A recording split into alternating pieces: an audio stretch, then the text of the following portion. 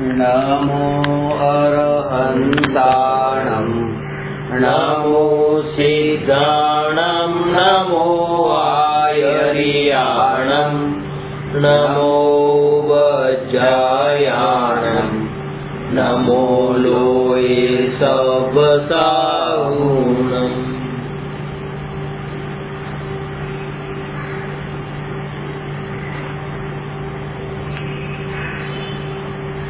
प्रश्न नंबर 333 पाप अने पुण्य वच्चे असमानता तथा समानता बतावो।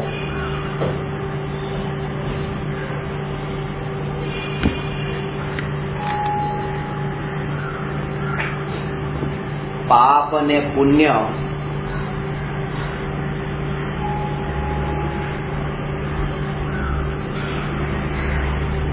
वच्चे पहला असमानता विषे चर्चा करिए। कारण के ज्यां सुधी असमानता ने जाणीने पाप थी हटीने पुण्य तरफ न आवे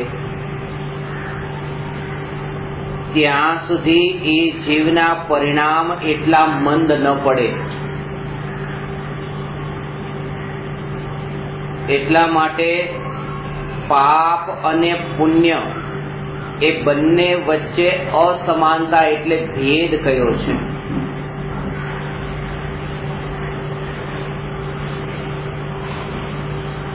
ત્રણ પ્રકારના ભાવ હોય છે, મોહ, રાગ અને દ્વેષ।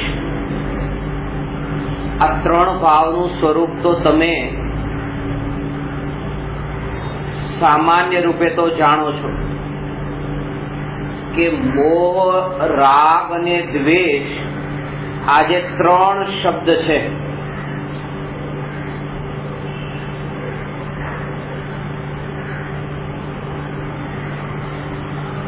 एमां मोहनो अर्थ छे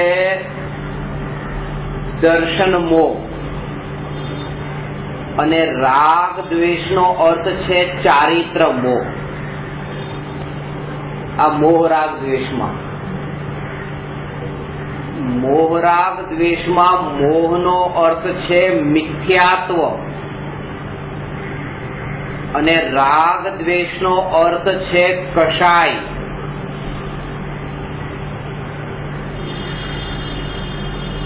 कारण के जे 25 प्रकारना कषायना भावो छे ए 25 कषायना भावोने आ राग ने द्वेष में ज विभाजित कर्या छे। राग एक एनी केटेगरी थई, द्वेष एक केटेगरी थई।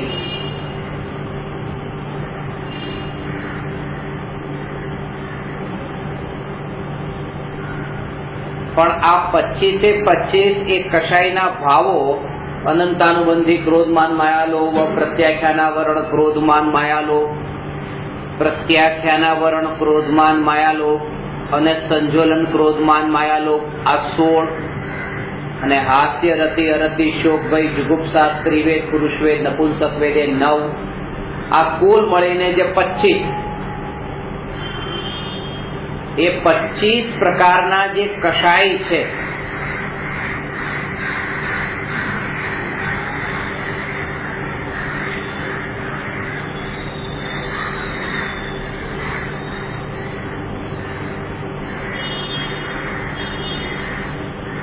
एने राग अने द्वेष में विभाजित कर्या छे। एमां 13 प्रकारना तो राग छे अने 12 प्रकारना द्वेष छे। आ 25 कषाय में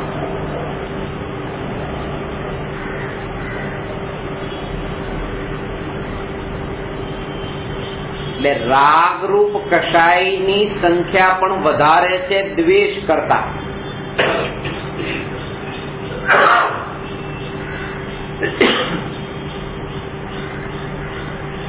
तो एमां मोह एटले मिथ्यात्व, રાગ દ્વેષ એટલે કષાય.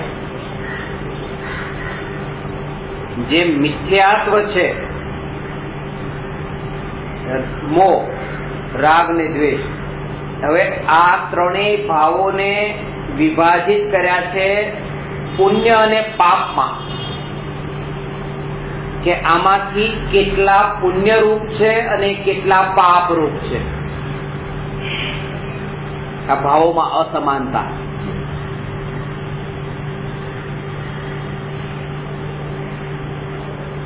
તો એક નિયમ છે, મોહ હંમેશા પાપ રૂપ જ હોય. મારા, સમજાણી વાત, આ પાપ રૂપ જ હોય.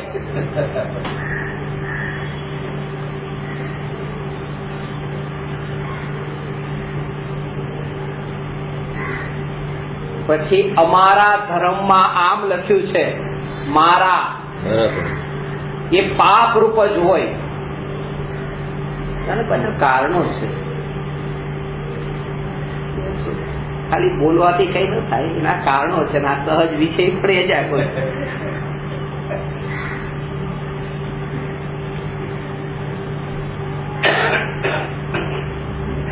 મારો દીકરો એમ માનવું એ પાપ છે.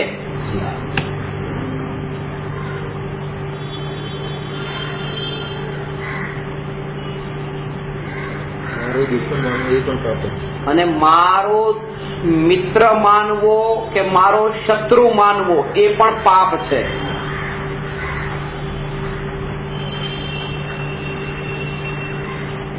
શ્વેતાંબર સંપ્રદાય મારો એમ માનવું પાપ છે.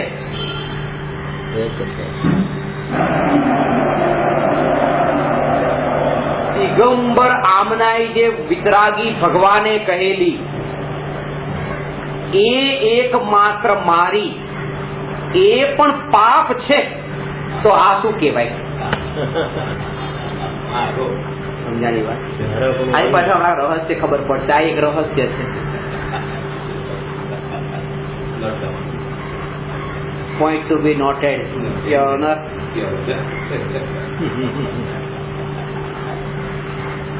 આ સમજો કે વિતરાગી ભગવાને કહેલું જે આ તત્વ જ્ઞાન, જે કેવલી પણતો ધમ્મો, મંગલમ લઘુત્તમા શરણમ પવજ્જામી, એ જે લઘુત્તમો શરણમ પવજ્જામી જે કહીએ છે, એને મારો માનવો એ પણ મોહ છે ને પાપ છે. અહીં સુધી વિતરાગી ભગવાન દ્વારા પ્રરૂપેલો ધર્મ નહીં, વિતરાગી ભગવાન આ મારા ભગવાન એમ માનવાનું નામ મોહ છે ને એ મોટા મોટું પાપ છે. કેમ ખબર છે? હવે આનું કારણ સમજો.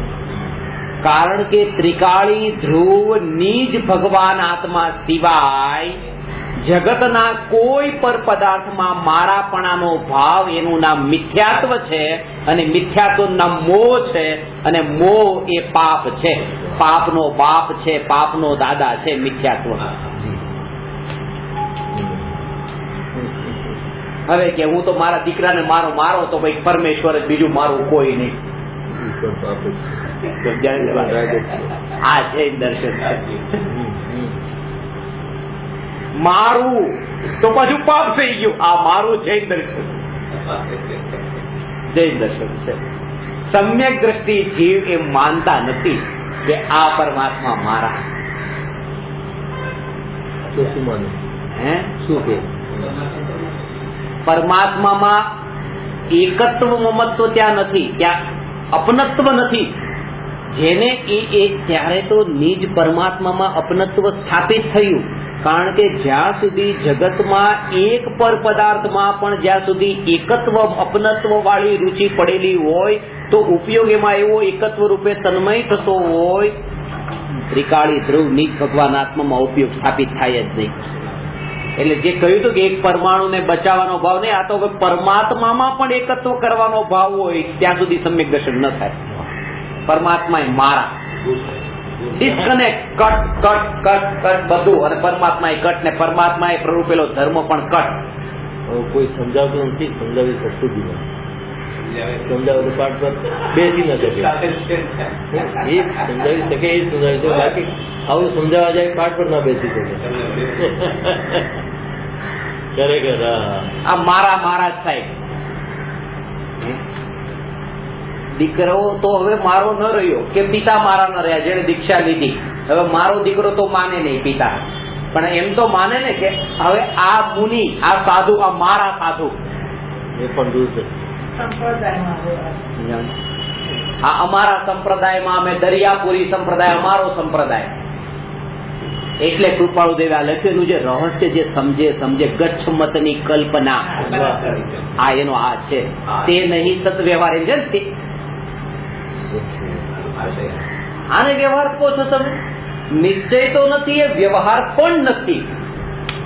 એ વ્યવહાર પણ નથી.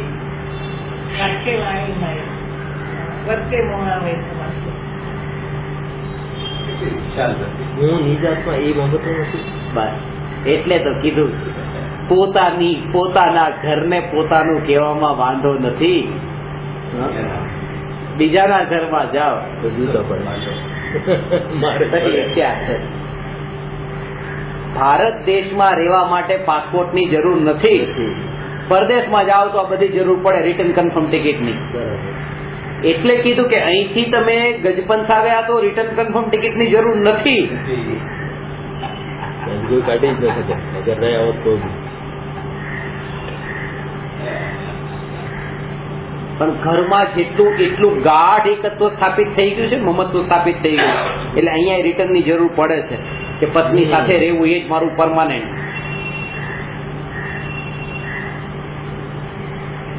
એટલે રિટર્ન આવવું છે.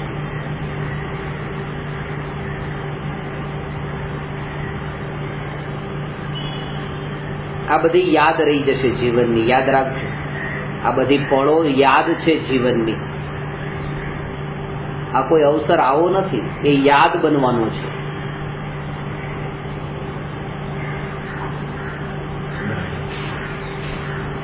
આજનો વર્તમાન આવતીકાલની યાદ બનવાનો છે. પણ તેથી મારે શું? હું ત્રિકાળ ચૈતન્ય સ્વભાવી ભગવાન આત્મા તેજુ. એમાં કટ કરતા જાય પાછા, અને એમાં તલ્લીન ન થાય. એમાં શું કટ કરવાનું? એમાં કટ એ કરવાનું કે આ કાળના ભેદમાં ગયો ને, વર્તમાન કાળ ને ભૂતકાળ ને ભવિષ્ય કાળ. વર્તમાનમાં જે છે એ આવતીકાલે ભૂતકાળ થવાનો છે, તો વર્તમાન એ આવી ગયો, આવતીકાલ ભવિષ્ય આવી ગયો, ભૂતકાળ થવાનો છે. તો ત્રણે એવી ભેદ પડ્યા ને કાળના. અહીંયા કે છે કે ત્રિકાળ ચૈતન્ય સિવાય બીજું કઈ નહીં. એ યાદ બનવાનું હોય તો બને, ન બનવાનું હોય તો ન બને. હું ત્રિકાળ છું. ત્રિકાળે જ યાદ રાખ. ત્રિકાળી.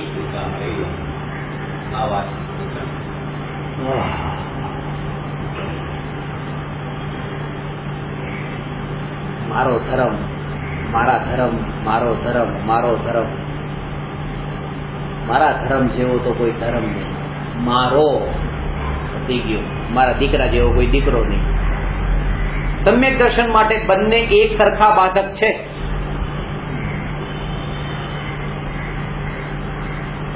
મિથ્યાત્વ છે એટલે ધર્મને મારો માન્યો. ચૈતન્ય સ્વભાવ આજે વિતરાગી ભગવાને પ્રરૂપેલો ધર્મ.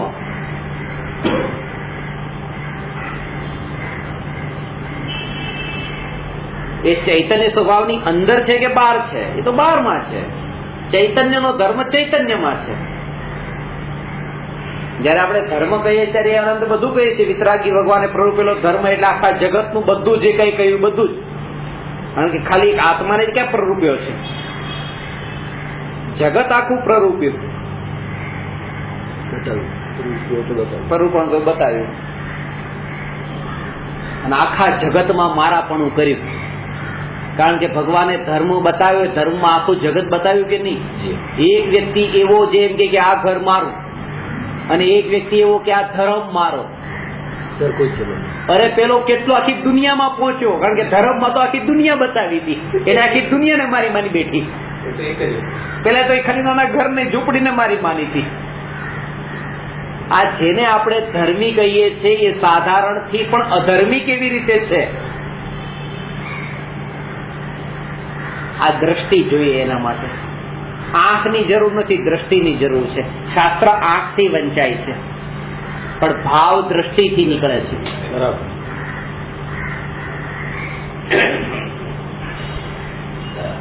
એ દ્રષ્ટિનું નામ જ સમ્યક દ્રષ્ટિ છે.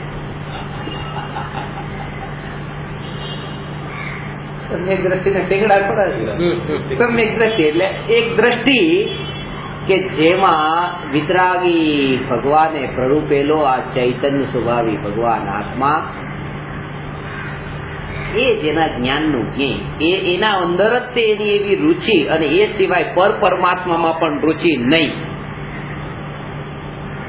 કોઈમાં. હવે આના ઉપર તમે વિચાર કરો, આ મારા કુળદેવી ને મારા કુળ દેવતા ક્યાં રહ્યા? કારણ કે મારું કુળ નહીં તો મારા કુળદેવી ને કુળ દેવતા ક્યાંથી રહ્યા? અને એ તો રાગીને ક્યાં વાત કરો, વિતરાગી હવે મારા નહીં. પૂરું થઈ ગયું. વિતરાગી મારા નહીં. રાગી ન હોય તો રાગી ક્યાંથી હોય?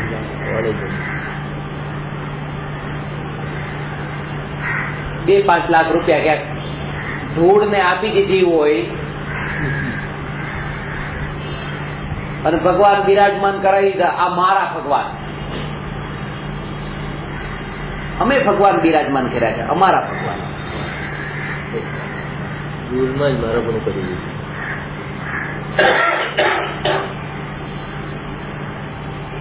આ એટલું જ મારાપણું ડાયવર્ટ થતું હોય, એટલે કે જે 5 લાખમાં મારાપણું હતું, હવે ત્યાં ભગવાન જે છે, ભગવાન આ મારા ભગવાન, કોઈ માન્યતાની અંદર ફરક નથી પડ્યો. બહારની વસ્તુ કઈ બદલાણી છે મહત્વ નથી, અંદરનું જે. અને આમાં મૂળ કારણ શું છે કે સ્વભાવથી ઉપયોગ જેટલો દૂર છે એ જ એનું મૂળ કારણ છે કે અહીંનું મારાપણું ત્યાં ટ્રાન્સફર થયું છે, કારણ કે સ્વભાવથી એટલો જ દૂર છે. અને સમ્યક દ્રષ્ટિ ભલે ત્યાં પ્રતિમા ન સ્થાપિત કરાવી, પણ અહીંયા સ્વભાવની નજીક ગયા તો અહીંનું જ મારાપણું છૂટી ગયું, ભલે ત્યાં ભગવાન ન બિરાજમાન કર્યા તોય. એટલે તમે આ જે વાત છે ને,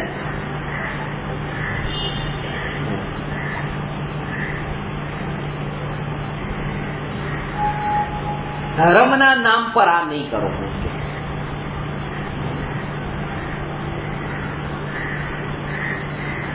આ ધર્મના નામ પર કહેવત, આટલો તો મોહ છોડવાનો, થોડોક તો પૈસો છોડવાનો. શું છોડ્યું? શું છોડ્યું? 1 કરોડ રૂપિયા દાનમાં આપ્યા, પણ 1 કરોડ દાનમાં આપ્યા એ ચેક થી આપ્યા કે રોકડા આપ્યા? રોકડા આપ્યા. ચેક થી નતા, રોકડા આપ્યા. 2 નંબરના આપ્યા. અને ત્યાં બનાવરાયું મંદિર, એના ઉપર નામ લખાયું પોતાનું. હવે એના નામે થઈ ગયું, એટલે બ્લેક ના પૈસા વ્હાઈટમાં કર્યા. મોટો અપરાધ કર્યો. નામ લખાવવાનું એના નામે થઈ ગયું ને. એના પૈસા એના નામ ઉપર નતા, 2 નંબરના હતા. એમ કહી ન શકે કોઈને કે આ મારું. હવે આને કહી શકે કે આ મારું. અને એક જ વસ્તુ દુનિયામાં એવી છે કે જેને એને મારી કહી શકે, અને વધારે વધારે આપે તોય મારી કહી શકે, આ જીન મંદિર એમ મારા ભણું બતાવે એમ કહી શકે. એટલે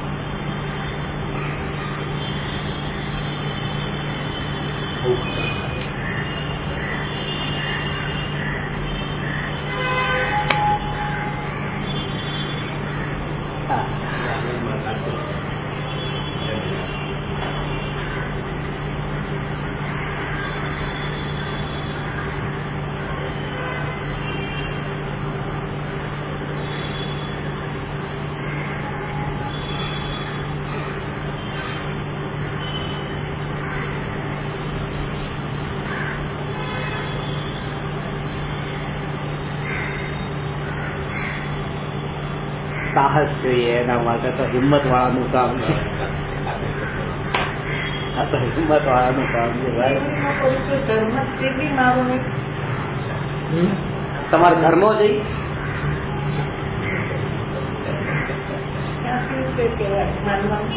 બસ પ્રભુ પેલો ધર્મ, પ્રભુ પેલો કેવડી છે, કેવડી કેવડી છે, કેવડી નો પ્રભુ પેલો ધર્મ એ ધર્મ છે.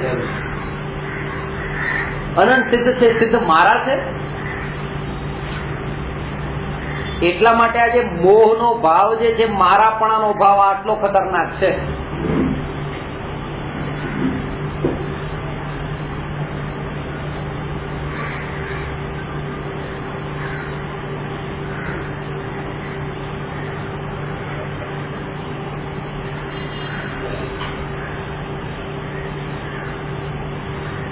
વિચાર તમે કરો થોડોક તો પ્રભુ વિચાર કરો. હા, થોડોક તો વિચાર કરો. એ પરમાત્મા આ રહસ્ય, આ રહસ્ય મહાવીર ભગવાનને બતાવેલો ધર્મને મારો કેવો હોય તો મિથ્યાત્વ છે. મહાવીર ભગવાન જે પરમાત્મા, એ પરમાત્માને મારા કહેવાય એના મિથ્યાત્વ છે. મારા મહાવીર ભગવાન અહીંયા તો એ કે છે કે આ આત્મા, હવે એ નહીં હો મહાવીર ભગવાન નું પરમાત્મા નહીં, આ આત્મા, આ આત્માની જે પરમાત્માની પર્યાય, આ આત્માની પરમાત્માની પર્યાય એને મારી કેવી, એનું નામ મિથ્યાત્વ છે. કારણ કે પર્યાયમાં મારા પણ મિથ્યાત્વ છે. ત્રિકાળી ધ્રુવ દ્રવ્ય સ્વભાવની બહાર જ્યાં ગયો ત્યાં મિથ્યાત્વ પોષાય. અરે આ કેવળ જ્ઞાનની પર્યાય આત્માની, આત્માની કેવળ જ્ઞાનની પર્યાય જે પ્રગટ થવાની છે એમાં પણ જો મોહ કર્યો તો મિથ્યાત્વ છે. મહાવીર ભગવાનની કેવળ જ્ઞાનની પર્યાયમાં મોહ કર્યો તો મિથ્યાત્વ જ છે. અહીંયા નિજ પરમાત્માની કેવળ જ્ઞાનની પર્યાયમાં મોહનો ભાવ એટલે કે અનિત્યમાં એકત્વની સ્થાપના, એનું નામ મોહ. નિત્યને ભૂલી ગયો. એ બી રહેવાની નથી. આ બધા રહસ્ય છે. આવી પર્યાય રહેવાની નથી. સમજાય ને સમજાય. કેવલ જ્ઞાન તો ભગવાન જ રહે છે. પડે પડે પર્યાય છે ને, પર્યાય બદલ. અને અનાદિ અનંત નથી ને, પ્રગટ થયું ને. પ્રગટ અનાદિ અનંત એ નિત્ય, જે પ્રગટ થયું એ અનિત્ય, બરાબર. ઉત્પન્ન થયું તે અનિત્ય, એકદમ ક્લીન થઈ ગયું. જે ઉત્પન્ન પણ ન થાય ને નષ્ટ પણ ન થાય એનું નામ ત્રિકાળી. એ ત્રિકાળી ક્યાં છે? અનાદિ અનંત ક્યાં છે? અનંતકાળ સુધી રહેશે પણ અનાદિ થી ક્યાં હતું? એટલા માટે એમાંય હું પણ સ્થાપિત કરે તો સમ્યક દર્શન ન થાય. એનું નામ મિથ્યાત્વ, એનું નામ મોહ.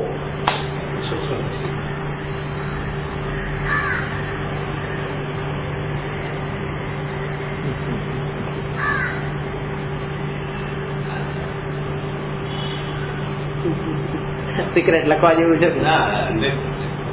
સમજાવી કે વિરલાને સમજી પણ શકે, વિરલા હોય તે સાંભળવા તૈયાર કોણ થાય? ઉભા થઈ જાય. પરમાત્માને મારા માં ના પડે, ઉભા થઈ જાય સીધા. ન સમજી શકે, ન સમજી. ઊંધું સમજાવે.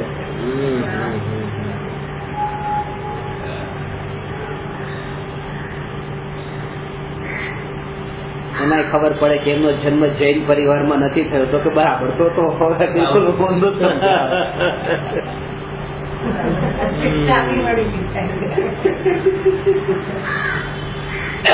જન્મથી જૈન હોય તો એને આમ એટલે હું ગામના વિદ્યાર્થીઓને કહું, હા ગામના વિદ્યાર્થીઓ એટલે તો આમ મહાવીર ભગવાન નો ધર્મ સાચો નથી લાગતો ને. એનો તો એનો ધર્મ જ સાચો લાગે છે. ગામના વિદ્યાર્થીઓને એ લોકો કહો ને કે પ્રવચન તમારે આવું આવું પ્રવચન જે છે એ તમે આપો, ત્યારે અંતરમાં જાગૃતિ રાખવાની. કે કોઈ માને પછી આવી રીતે કીધું, માને ન માને એના ઉપર, આમાં તો આત્માની સાધના છે, આત્માની સાધના છે.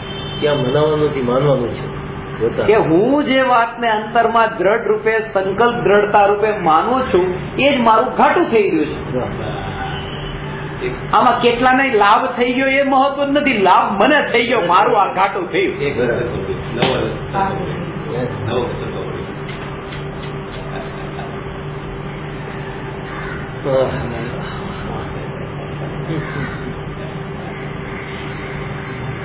હવે વિચાર કરો કે જેને નિજ પરમાત્માની પર્યાય, જે કેવળ જ્ઞાનની પર્યાય, એમાં પણ આ ભાવ ન રહ્યો, એ નિજ પરમાત્માની પર્યાય. હવે એ એવી અંતરમાં એ ત્રિકાળી ધ્રુવ ભગવાન આત્માના આશ્રય, ચૈતન્ય સ્વભાવી ભગવાન આત્માના આશ્રય જેને આ દશા અંતરમાં એવી પ્રગટ થઈ દ્રઢતા, આ તો સમ્યક દ્રષ્ટિની વાત કરી. જો સમ્યક દ્રષ્ટિની વાત છે કે જેને આવું પરમાત્મામાં મારાપણું હોતું નથી. સમ્યક દ્રષ્ટિ. હવે મુનિની સ્થિતિ કેવી હોય, અને એ ગૌતમ સ્વામી જેવા ગણધર એ હવે રડે, આ વિચારો તો કરી શકો.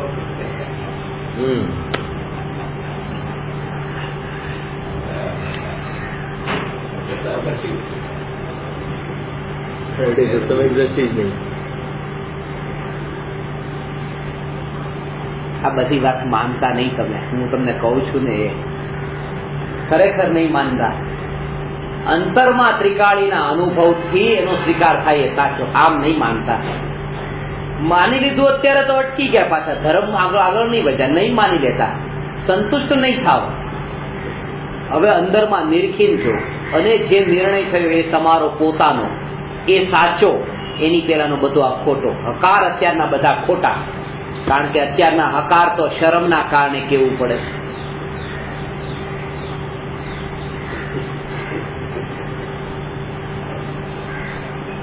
ગુરુ શિષ્ય વચ્ચે ક્યાંથી હા, એ જ તે. એમાં કઈ છે નહીં. ગુરુદેવના પ્રવચનમાં જી પ્રભુ, જી પ્રભુ, બરાબર બરાબર. શું બરાબર? કઈક અંતરમાં ભાવ પકડાયો. ગુરુદેવ બોલે ને બરાબર ન કહીએ, બરાબર ન લાગે, એટલે બરાબર કહીએ. આનું નામ ગુરુદેવના શિષ્ય છે? બિલકુલ. એમ નથી કે બરાબર નથી બોલતા, બોલે તો પછી અજ્ઞાની થઈ ગયા. વાત એ છે કે એના ભાવને ગ્રહણ કર્યો છે કે નહીં, એ મહત્વનું છે. ખાલી બોલવું મહત્વ નથી. જી પ્રભુ. ગુરુદેવ પૂછતા, સમજાણું કાંઈ? જી પ્રભુ. જી પ્રભુ. બધું સંભળાયું. ગુરુદેવ સંભળાયું નહીં, સમજાયું કીધું. સંભળાયું. અને એ સાચા શીખે પાછા. કારણ કે જે થયું એ કીધું કે સંભળાયું, પણ સમજાયું કઈ.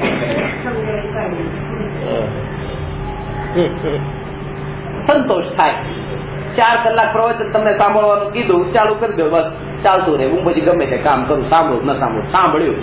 સંતોષ થાય મનને કે સાંભળ્યું, પ્રવેશ પૂરું કર્યું. આ જે છે ને, એટલે અનુભવ પ્રમાણ વગરની આ જેટલી વાત છે એ તમને સાચું એ અતિન્દ્રિય આનંદનું કારણ નહીં બને. અટકશો નહીં આમાં પણ. સમજાણી વાત? કે પરમાત્મા જે છે એ આ પર્યાયમાં પરમાત્મા પોતાની પરમાત્માની પર્યાય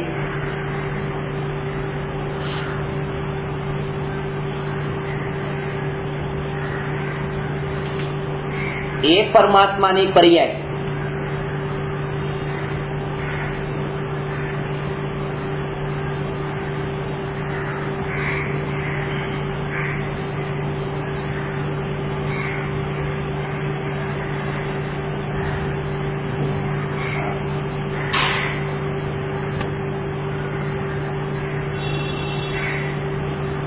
એમાંય તે મારાપણું કરવાના મોહ છે, અને મોહ તે પાપ છે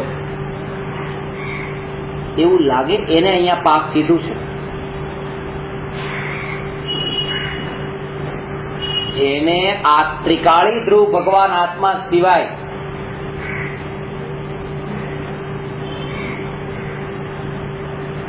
કેટલું મોટું પાપ આ કે પરમાત્મામાં મારાપણું કરવાનું નામ પાપ.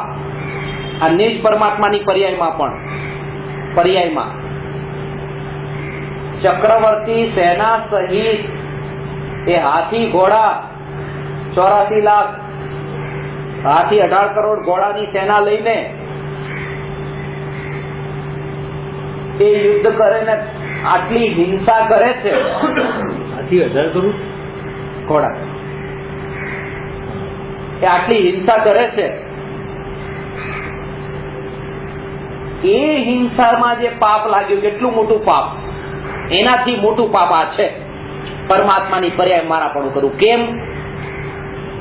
કારણ કે પરમાત્માની પર્યાયમાં મારાપણું હોય તો સમ્યક દર્શન ન પ્રગટે, અને સમ્યક દ્રષ્ટિને આવી હિંસા થતી હોય છે.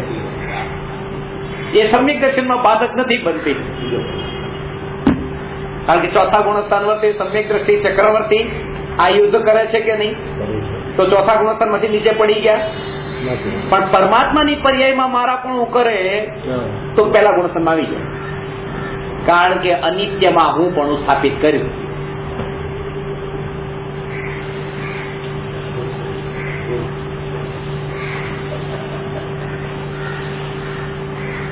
તેના મારી એ તો મારા પર કરું એ બી નહીં મારાપણું અહીંયા પર્યાય માત્રમાં પરમાત્માની પર્યાયમાં મારાપણું નહીં બીજામાં ક્યાં જોયું? તો બીજામાં મારાપણું ક્યાંથી થાય? પરનું મારાપણું છૂટ્યું. આ મોહ એનું નામ આ પાપ. પાપ કરે તો પાપ છોડવાનું નથી કીધું, પાપ છોડવાનું નથી કીધું. સમ્યક દર્શન માટે પાપ નહીં છોડવાના, છોડવાના. આ મિથ્યાત્વ નામનું પાપ છોડવાનું.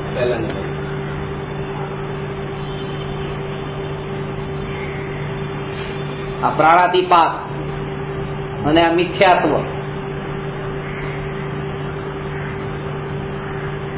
તમે જેને પહેલું રાખો છો એ અહીંયા ભરપૂર થઈ ગયું છે, અને તમે જેને છેલ્લું રાખ્યું એ છૂટી ગયું છે. ખરેખર એ જ પહેલું હતું. આ મિથ્યાત્વ. 18 પાપ સ્થાનકની વાત કરીએ.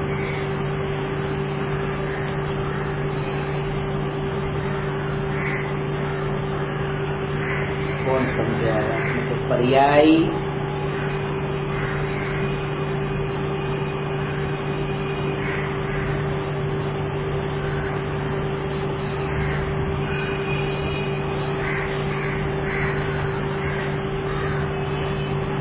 પર્યાયમાં એકત્વ થાપ્યું એ મોહ અને એ પાપ. આ પેલા વાત થઈ મોહની. હવે આ મોહ ગમે એમાં કર્યો એટલે પાપ થઈ ગયું. એક વાત તો આ નથી. હવે દ્વેષ, રાગ પછી દ્વેષ,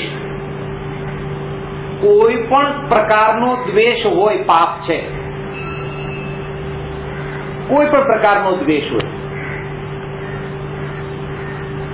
એટલે આ વાત સમજવા જેવી છે. પાપ છે દ્વેષ. બીજાને કોઈ કાશ્મીરને કબજે કરે એવી કોશિશ કરે ને આપણે એને પ્રત્યે દ્વેષ કર્યો, એ પાપ. અહીંયા કહે છે કે વિતરાગી ભગવાનની પ્રતિમા બિરાજમાન કરેલી હતી અને એક વ્યક્તિ એ પ્રતિમાને તોડી, તો એણે શું કર્યું? પાપ. પાપ. અને જેણે પ્રતિમાને તોડી તમે એને માર્યો, આ દ્વેષ. આ તો સારા કામ માટે કર્યો ને. અહીંયા કહે છે કે ગમે એટલા સારા કામ માટે કરવામાં આવેલો દ્વેષ એ પાપ છે. દ્વેષ માત્ર પાપ છે. આ બે વાત, મોહ એ પાપ ને દ્વેષ એ પાપ. હજી પુણ્ય તો આવ્યું જ નથી. એ રાગમાં હજી આવશે. હજી સમજો. આ બધા કોઈ પણ પ્રકારનો દ્વેષ પાપ છે.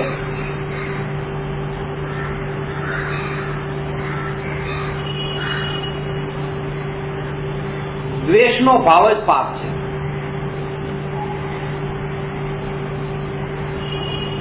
એ સમય શું કરે? કોઈ પ્રતિમા તોડતું હોય એ સમય બોલવાનું છૂટે. અહીંયા એ કહે છે કે તમારે જે કરવું એ કરો. પેલા સ્વરૂપ સમજી લો કે આ પાપ કર્યું છે, કોઈ મોટું કામ નથી કર્યું. આ તેમ માને જો પેલો કેટલું નાનું કામ કર્યું, મેં કેટલું મોટું કામ કર્યું.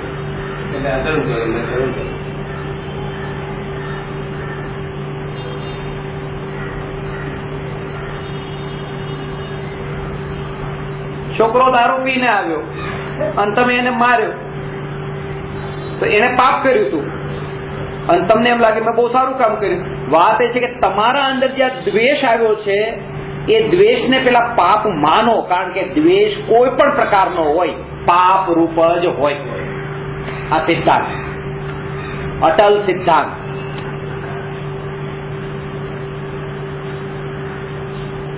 આવું કામ કરે ને રોકો કે નહીં રોકો? એ માની કે લીધું રોક્યો. રોકવો,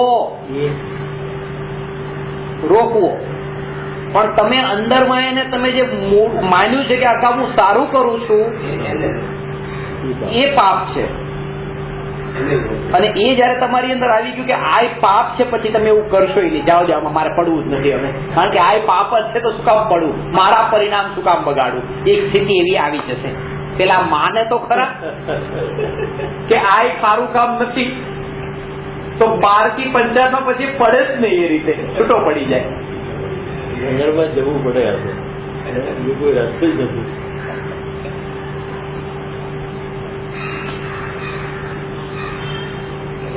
જંગલમાં જાય ને તો ત્યાંય ઘર બનાવે એવો છે, નથી બનાવે ફાર્મ હાઉસ લોકોએ. એ શું છે ફાર્મમાં હાઉસ, જંગલમાં ઘર. આ વાલકેશ્વર જંગલ જ હતું ને, પણ બનાવી નાખ્યા ને. સૌથી વધારે પૈસા ક્યાં લાગે ઘર લેવું હોય તો? માણસ પોતાના ભાવ લઈને જાય છે તો બધે જંગલમાં એટલે ઘર બનાવે છે. જંગલમાં જવાથી કઈ નહીં થાય.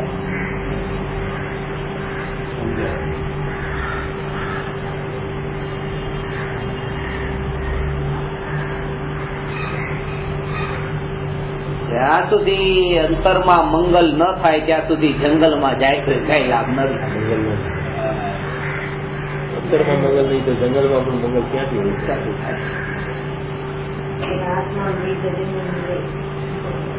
તો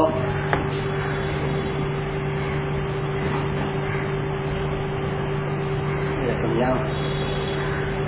માંસ ખાનારાને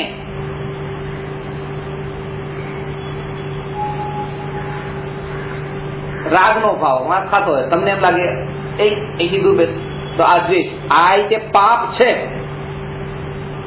આમાં હવે મોહમાં ને આમાં આટલું અંતર છે. હવે જો સમજો, મોહમાં તો સમ્યક દ્રષ્ટિને મોહ નથી હોતો, પણ આવો દ્વેષ સમ્યક દ્રષ્ટિને પણ હોય છે.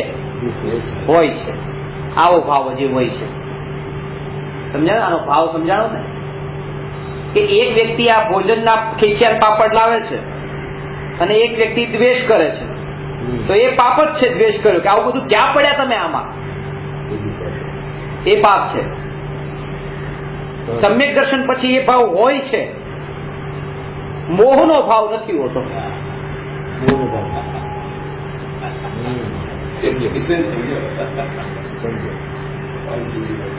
આને જ્ઞાની કહેવાય. પારકી પંચાયતમાં આટલા પડે, કાલે આટલું ઊંચું પ્રવચન અને આજે આવું નીચું પ્રવર્તન. એ બધું વસ્તુ સ્વરૂપ જે છે કઈ, અને એ ભાવ પણ છૂટે છે. કારણ કે જયારે એ માન્યું કે આ પણ પાપરૂપ છે, આ પણ ઊંચું કામ નથી, ધીરે ધીરે એ પણ છૂટવા લાગે છે.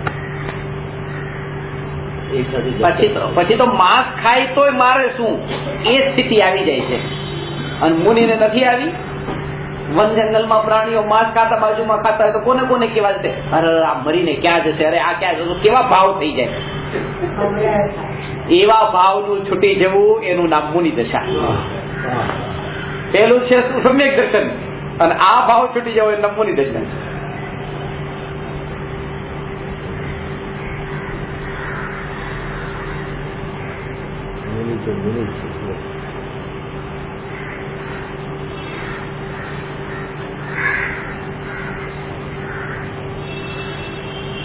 એટલે તો એવા મુનિયા દર્શન થતા નથી, જવું પડે દર્શન કરવા.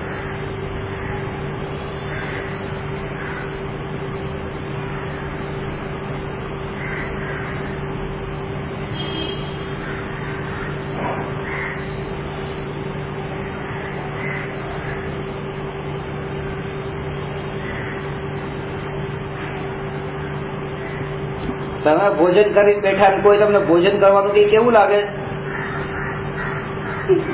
હવે જે જ્ઞાની આત્માના અતિન્દ્રિયના રસને એમ પીતા હોય, તમે તો એ પીતા નતા ને, અને તોય તમને એમ લાગ્યું આ બધું બંધ કરો. એક વાર કીધું બસ મેં જમી લીધું છે, બીજી વાર ક્યાં કહો છો, ત્રીજી વાર ક્યાં કહો છો, અંદર જમી લીધું બસ. હવે જેને અંતરમાં પરિપૂર્ણતાના ઘૂંટડા પીતા હોય એને આવા આવા વાક્ય સામે આવે કે આ ક્યાં આમાં પાડે છે. હવે રહેવા દો ને, અંદરમાં જે ચાલી રહ્યું છે પાણી પી લો, આ કરી લો. હજી બહુ પોતાનો સ્વાદ પોસાય છે, બસ બીજું કઈ નથી. આ કોઈ વિનય થોડો છે, આ તો ભ્રમણા થઈ ગઈ છે આ બધું. અને આજ સુધી એવા તો મળ્યા હતા કે જે આ ગુરુની સેવા ચાકરી એ જ ઉત્તમ ધર્મ છે. અહીંયા કહે છે કે પરમાત્માની પર્યાયમાં પણ જે લીન થયો, ગુરુની ચાકરી તો દૂર, પોતાની પરમાત્માની પર્યાયમાં લીન થયો, સમ્યક દર્શનનો પાત્ર નથી, મુનિ માટે તો દૂર. આ તો કે મુનિ થવું હોય તો તમારે ગુરુની સેવા ચાકરી તો કરવી જ જોઈએ, જે સંઘમાં દીક્ષા લો. અહીંયા કે છે પરમાત્માની પર્યાયમાં એકત્વપણે સ્થાપિત કરી દીધું, સમ્યક દર્શનનો અધિકારી નથી.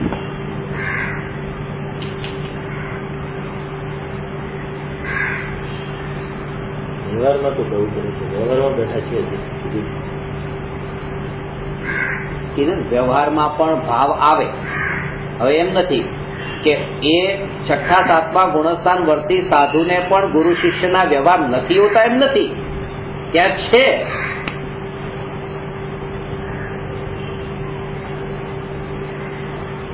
પણ અંદરમાં એ માનવું કે આ પણ પાપ છે,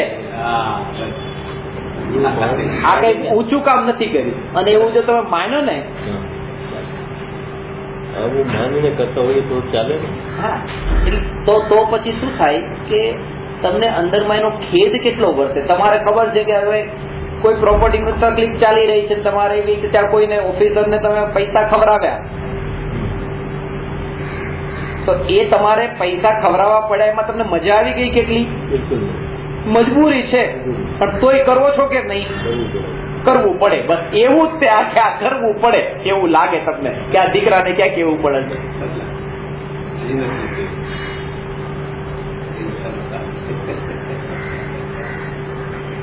અહીંયા હજી આવવું પડે તમારી પાસે, અહીંયા ક્યાં આવવું પડે છે? હજી શું બાકી છે કે અહીંયા આવવું પડે છે?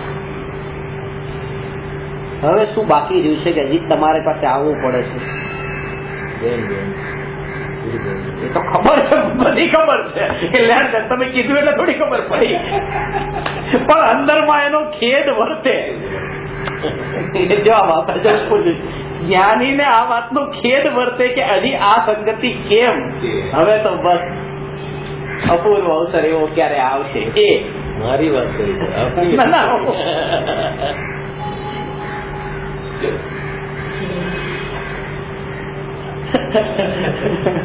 આવું છે સ્વરૂપ. પ્રભુ આ તો તમે 3 લોકના નાથ પરમાત્મા છો, અને કહે છે કે 3 લોકના નાથ પરમાત્મા છો, પ્રગટ થવા વાળી પર્યાયમાં શું કામ લીન થઈ રહ્યા છો? ત્રિકાળ છો.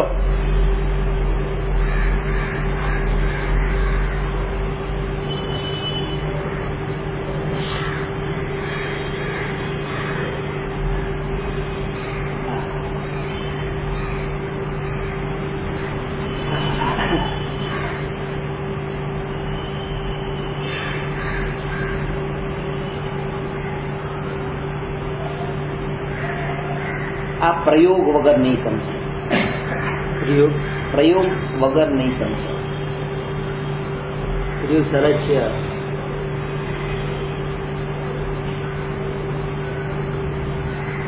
વિદ્યાલયમાં ભણો તો ત્યાં આ બધું ન સમજાય. ક્લાસરૂમમાં બેસીને તમે ભણો, પ્રયોગ ચલાવ જવું પડે, પ્રયોગ કરવો પડે.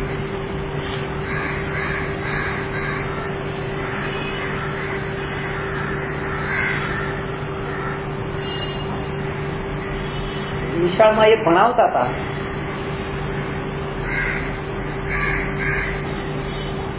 પાંચ વર્ષનો અભ્યાસ કર્યા પછી એમ ભણાવે કે 7 વર્ષનો ભણ્યા કે 10 વર્ષનો ભણ્યા. એક ચર્ચમાં, અને પછી એને પાદરી બનાવે.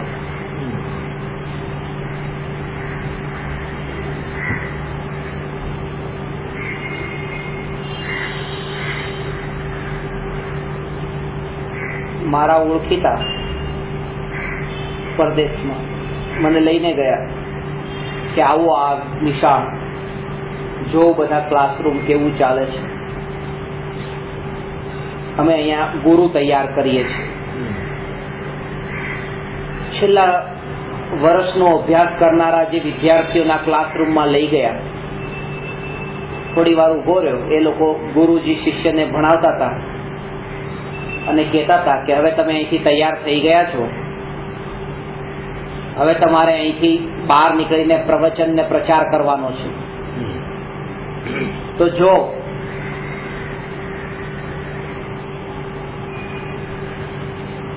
તમારે કઈ ઊંચી એવી વાત આવતી હોય તો તમારું મોઢું આમ ઉપર લઈ જવું, આંખ ઉપર, અને ક્યારેક કોઈ આમ જોરદાર વાત આવે ત્યારે મુઠ્ઠી બંધ કરીને આમ ટેબલ પર ઠોકવું, આમ બધું એમ. અને કઈક વિરાટ અસ્તિત્વની વાત આવે, તમારા હાથ આમ બિલકુલ ફેલાવીને આમ કરવું. બધું સમજાવતા હતા કેવી રીતે, એમ કે ગુરુનું સ્વરૂપ કેવું હોય. એટલે પછી બહાર નીકળ્યા પછી મેં આ ભાઈને કીધું, મેં કહ્યું તમે અહીંયા ગુરુ તૈયાર કરો છો કે અભિનેતા તૈયાર કરો છો? આ એક્ટર છે, એક્ટિંગ શીખવાડો તમે. એટલા માટે નિશાળમાં ગુરુ તૈયાર ન થાય, માત્ર આ અભિનેતા તૈયાર થાય.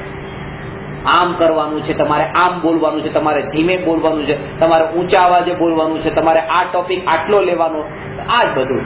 ગુરુનો અર્થ કે ગુરુ એ બનાવવાની વસ્તુ છે કે અમે ગુરુ બનાવીએ છીએ?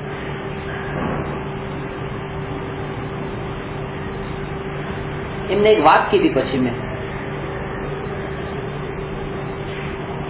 કે આવા જ એક નિશાળમાં અંદર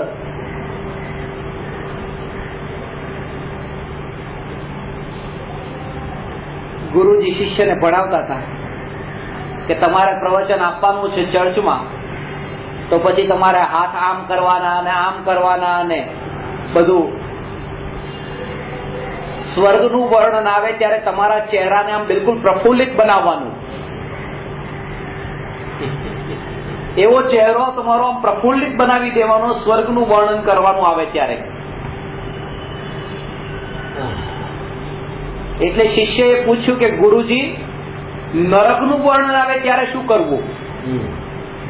તો ગુરુજીએ કહ્યું ત્યારે તું કઈ નહીં કરતો, કારણ કે તારો જે નોર્મલ ચહેરો છે નરક જેવો જ છે, એમાં કઈ વધારે કરવાની જરૂર નથી.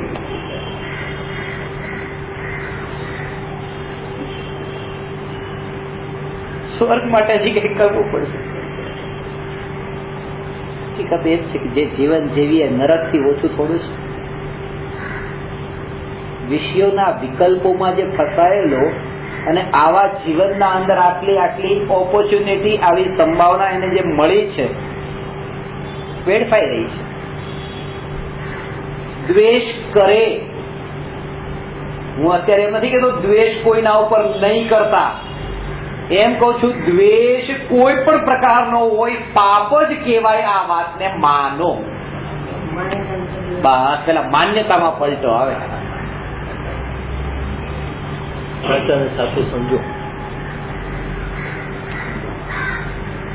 આ તો પ્રવચનની શરૂઆત જ ત્યાંથી કે રાગ દ્વેષ છોડો, રાગ દ્વેષ છોડો. અરે પેલા તો એ કે દ્વેષ કોઈ પણ પ્રકારનો હોય, એમાં કોઈ પણ પ્રકારનો કહીને એમાં અભેદ કહી દીધા. આ ભેદ નહીં પાડવાનો. પરમાત્માની પ્રતિમા તોડે એમાં ને તોડનારાને તોડે એમાં.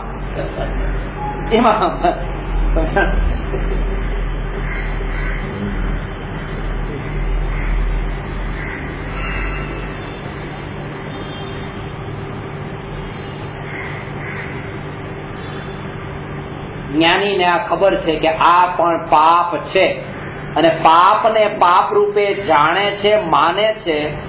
તેથી તે જ્ઞાની છે, અને તેમ છતાં પણ એને કરે છે, તેથી તે મુનિ નથી.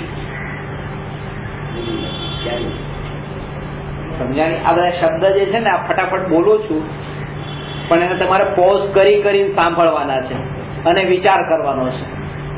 એક વાક્ય સાંભળજો, બંધ કરજો, વિચાર કરજો. અડધો કલાક, 2 કલાક જેટલો ચાલે. પછી પાછું એક વાક્ય સાંભળજો. આ સળંગ સાંભળી લો છો ને, એમાં ગડબડ છે. કે કેટલી વસ્તુ એવી હતી જે ચિંતનમાં આવી જોઈ, જે નીકળી જ ગઈ. પણ કહેવાતા એને 4 કલાક સાંભળ્યું, પેલું ચિંતન તો દેખાય નહીં.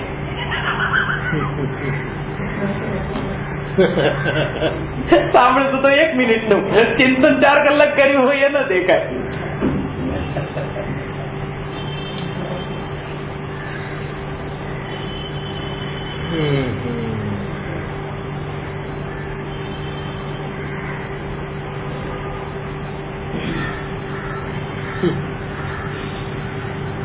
આ બીજી વાત થઈ. દ્વેષ કોઈ પણ પ્રકારના હોય એ પાપરૂપ છે માન. હવે ત્રીજી વાત, રાગ. કુલ શબ્દ કેટલા હતા? 3: મોહ, દ્વેષ અને રાગ. મોહ દ્વેષ ઉપર ચર્ચા થઈ. હવે રાગ. રાગ જે છે એ રાગમાં 2 પ્રકાર છે. એક શુભ રાગ અને બીજો અશુભ રાગ. અશુભ રાગ તો પાપરૂપ છે અને શુભ રાગ પુણ્યરૂપ છે. એટલે કે આ 3માં અઢી જે છે, અઢી એ અઢી તો પાપરૂપ છે અને અડધો ભાગ જ પુણ્યરૂપ છે. સમજાય?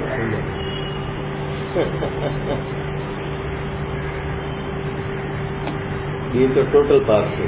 ટોટલ પાપ. અને આમાં અડધું પાપ. એટલે અઢી.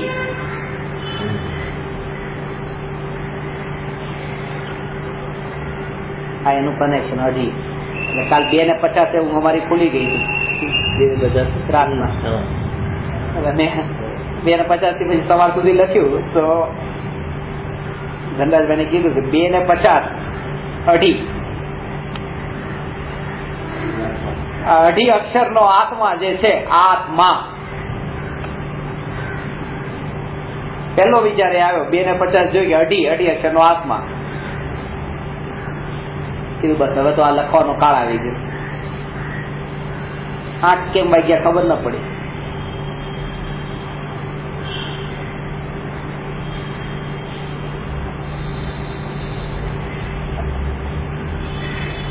લખવામાં આટલો ટાઈમ કેમ નીકળી જાય ખબર ન પડે તો જેના ધ્યાનમાં લીન થાય ને અનંતકાળ નીકળી જાય તો કેમ આશ્ચર્ય ન થાય.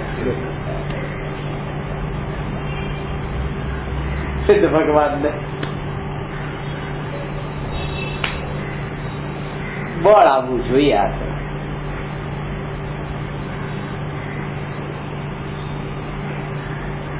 તો એ રાગ જે છે એ રાગ 2 પ્રકારના છે. એક તો છે અશુભ રાગ ને બીજો શુભ રાગ.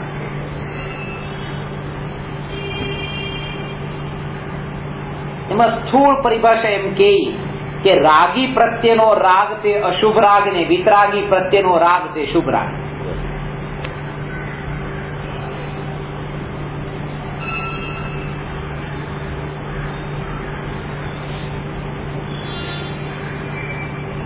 રાગી પ્રત્યેનો રાગ અશુભ રાગ, વિતરાગી પ્રત્યેનો રાગ શુભ રાગ. તો કે શુભ રાગ તો પછી સારો ને કે ભાઈ પેલી મૂર્તિને તોડનારા પ્રત્યે દ્વેષ થવાનું કારણ એ હતું કે વિતરાગી ભગવાનમાં રાગ હતો. એટલે અડધો જે પુણ્ય કીધું છે ને એ પણ આ પાપનું કારણ બને છે. એટલા માટે એ પણ પાપ જ છે.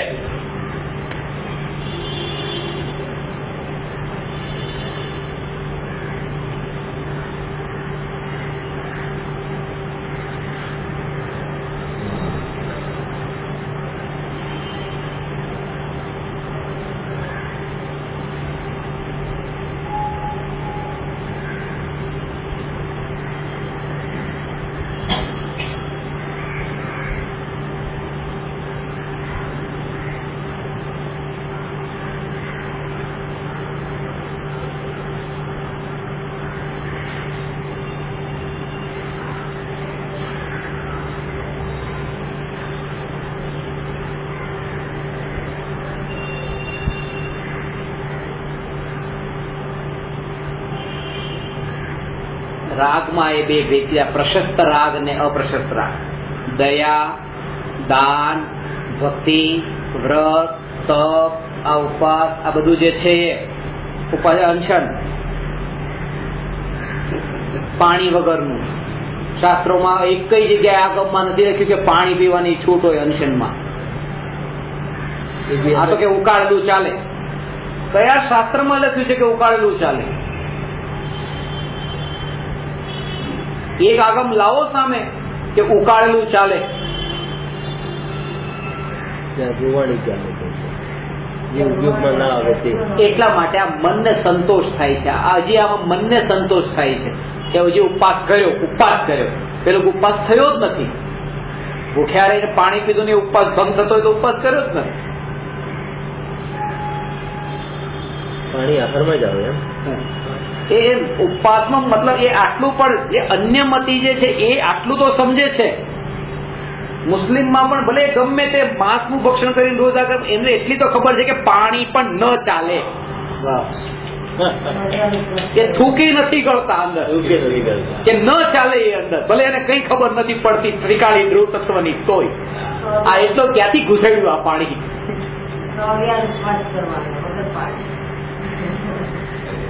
કારણ કે પરદેશમાં મુસ્લિમ લોકોની વચ્ચે જયારે હોય ને એ લોકોને રમજાન મહિનો હોય ને મારે તો એ લોકોને વાત કહું કે જો અમારે ત્યાં તો આવું ચાલતું હોય કે ત્યારે પાણીની છૂટ હોય કે પાણી કેવી રીતે ચાલે કે, અને પાણી તો બહુ મોટામાં મોટો આહાર છે કે એવું કે બસ.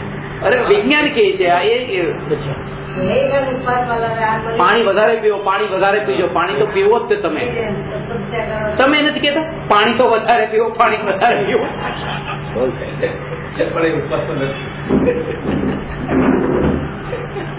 અંદર ઉપવાસ થતો હોય ને પાણી પીવાનું કે તો દોષ લાગે છે. આ અંતરનો ઉપવાસ ચાલતો હોય ને પાણીમાં દોષ છે. પછી ઉપવાસ ત્રિકાળી ધ્રુવ ભગવાન આત્મામાં વાસ અને કે પાણી પીવ, આ દોષ છે. જો એ ભૂમિકામાં આવા ભાવ આવે, તમારા ભાવ ખોટા નથી. એ ભૂમિકામાં આવા ભાવ આવે ન આવે તો શિષ્ય પણ નથી. એને આવે પણ એના ઉપરનું એને એ માને નહીં કે આ કોઈ ઉત્તમ કામ કરી લીધું, અને એમ ન માને કે આપણે નહીં કહીએ તો કોણ કરશે.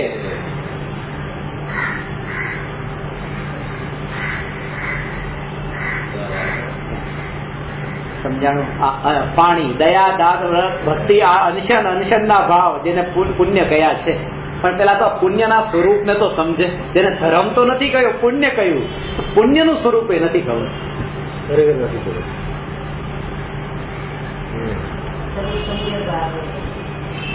એ માંસ ખાય ત્યારે એટલું કે હવે અમારા રોજા નથી.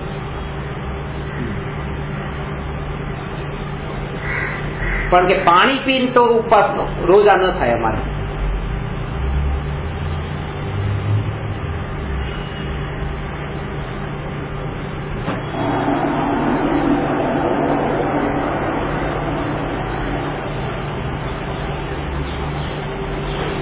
આ 24 નું પછી 23 ઘુસાડ્યું છે ને એ લેવું છે એક વાર. પછી આ ક્યાંથી ઘૂસ્યું છે 23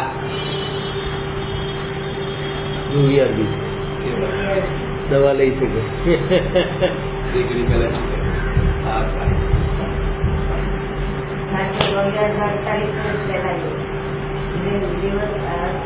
દવા લેવાની બીજું ઉત્કૃષ્ટ પાલન કરનારાનો શું નિયમ છે ખબર? હજી આ સાંભળશો તો બેસશો નહીં. તો સાંભળો. સમજવું બી. સવારે સૂર્યોદય થયા પછી 3 મુહૂર્ત અને સૂર્યાસ્ત થયા પહેલા 3 મુહૂર્ત એનો આહાર હોય. સૂર્યોદય થયા પછી 3 મુહૂર્ત પછી 3 મુહૂર્ત એટલે 6 ઘડી.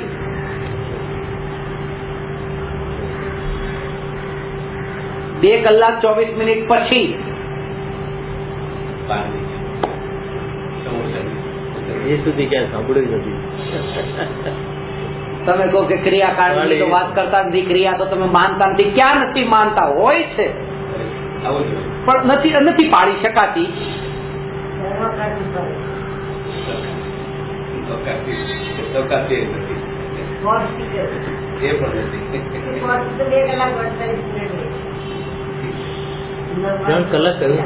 બધું થશે, ધીરે ધીરે થશે બધું. વાત આમાં એ છે કે અહીંયા એ કે છે કે 2 કલાક 24 મિનિટ પછી અને સાંજના 2 કલાક 24 મિનિટ પહેલા આહાર લીધો આવો જે રાત્રિ ભોજનનો જેનો ત્યાગ, એવો જે રાત્રિ ભોજનનો ત્યાગરૂપ ભાવ, આ પણ રાગનો ભાવ, ને રાગ એ કાળો નાગ લાગે. કોને? કે જેને ત્રિકાળી ધ્રુવ ચૈતન્યની રુચિ છે એને, પ્રભુ એને. વાહ વાહ વાહ ગુરુદેવ. એને આ હવે એમ લાગે કે આ પણ હવે નહીં, આમાં પણ મારું ક્યાંય અસ્તિત્વ નહીં, કારણ કે વિતરાગતાની પર્યાયમાં મારું ક્યાંય અસ્તિત્વ નહીં, તો આ ચોવ્યાર કરવાની આ રાગરૂપ પર્યાયમાં મારું અસ્તિત્વ ક્યાંથી હોય?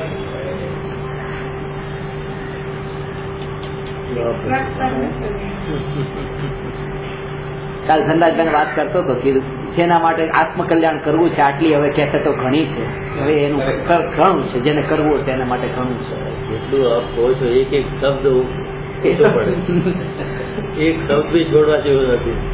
ઘણા ક્યાંથી કયું શું સાંભળવાથી ક્યારે પરિવર્તન આવે શું કહેવાય? સાચી વાત છે. વિતરાગ,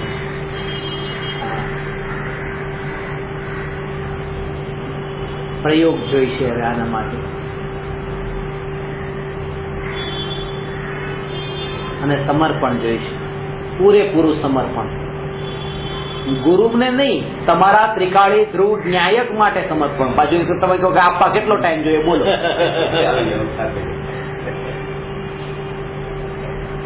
પોતાના માટે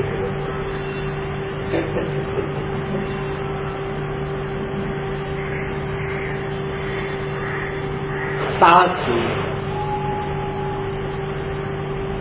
6 તારીખ પછી ગમે ત્યારે કો આવવા તૈયાર છે. આ ગઈ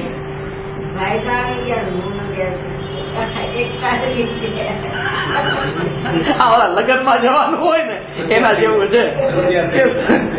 એકને આવવાનું છે કે સમૂહમાં બધાને આવવાનું છે. સર્વને પધારો, હાર્દિક નિમંત્રણ.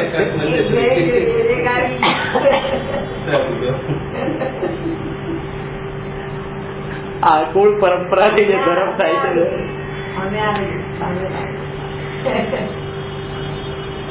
તો તમે ઘર રહેજો.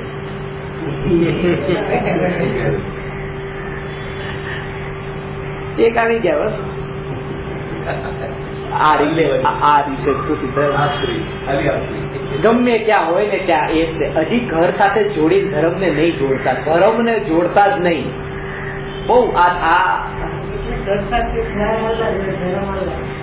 ઘર અલગ, ઘર વાળા અલગ, અને આ હું અલગ ને મારો ધર્મ અલગ.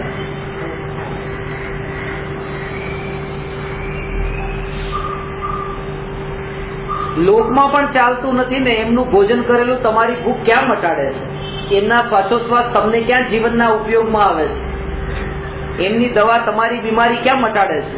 તો લોકમાં પણ આ નથી ચાલતું, તો અધ્યાત્મના ક્ષેત્રમાં ક્યાં ચાલે?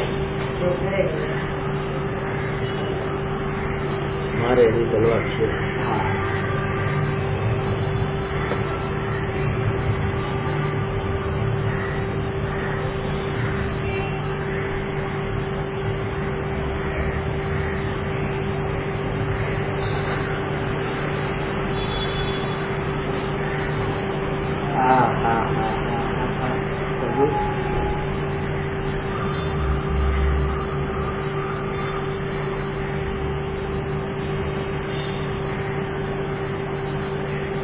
અશુભ રાગ અને શુભ રાગ. ભોજન કરવાનો રાગ તો અશુભ રાગ છે, ને ભોજન ને ત્યાગવાનો રાગ એ શુભ રાગ છે.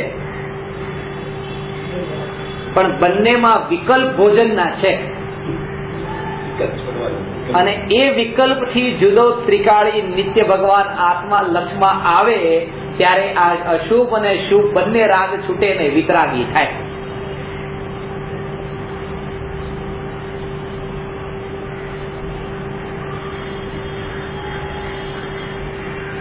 પેલા મોહ છૂટે, પછી દ્વેષ છૂટે, પછી અશુભ રાગ છૂટે, અને પછી શુભ રાગ છૂટે.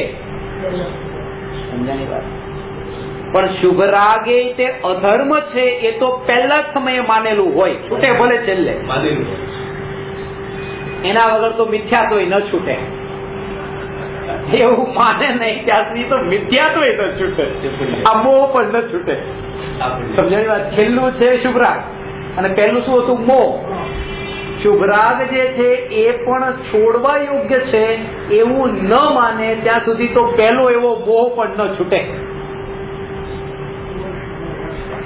ખતરનાક છે. શુદ્ધરાગ હોય શકે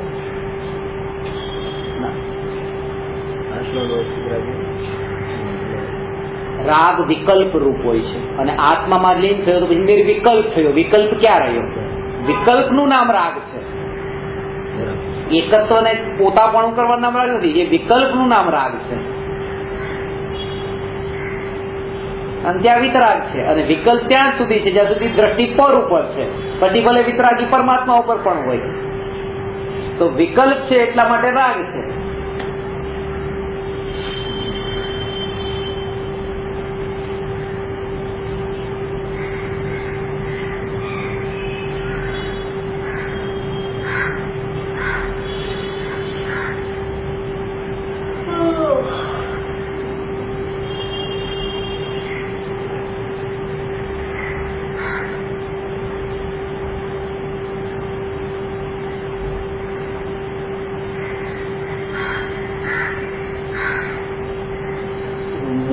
રાગ અને દ્વેષના અંદર અઢી તો થયું પાપ, અડધું થયું પુણ્ય.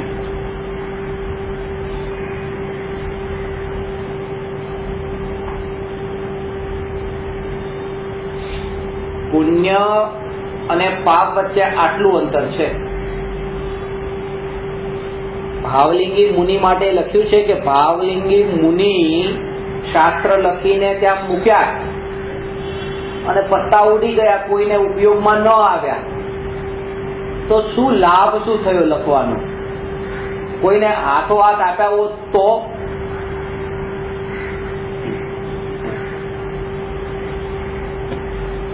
કે લખ્યા અને લાભ શું થયો? કે લાભ તો થયો કે લખતી વખતે જે ભાવ આવ્યો એ ભાવના કારણે અશુભમાં ન પડ્યા અને તરત જ એ શુભમાં અટકીને પાછા એ શુદ્ધમાં ગયા. આ લાભ. કારણ કે ડાયરેક્ટ આપી દીધા હોત તો લાભ નહીં તો નુકસાન થાય. કારણ કે તો પર્સનલ કોન્ટેક્ટમાં પડે. કોને આપવું અને જેને આપ્યું હોય ત્યાં પછી આ ભાવ થાય ને. જેના પાછળ આટલી મહેનત કરતો ને એ મારું પાડે ને ત્યારે પછી વધારે ભાવ થાય ને. આ બેન ન પાડે તો કઈ તકલીફ નથી. એટલા માટે પર્સનલી કોઈના કોન્ટેક્ટમાં સાધુ આવતા નથી. વ્યક્તિગત આ એનું કારણ આ છે.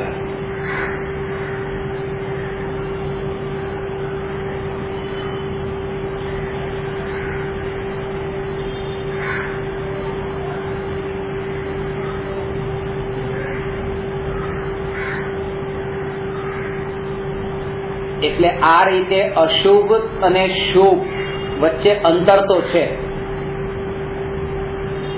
અશુભ થી તો સંયોગો મળતા નથી, શુભ થી આ અનુકૂળતાઓ મળી છે.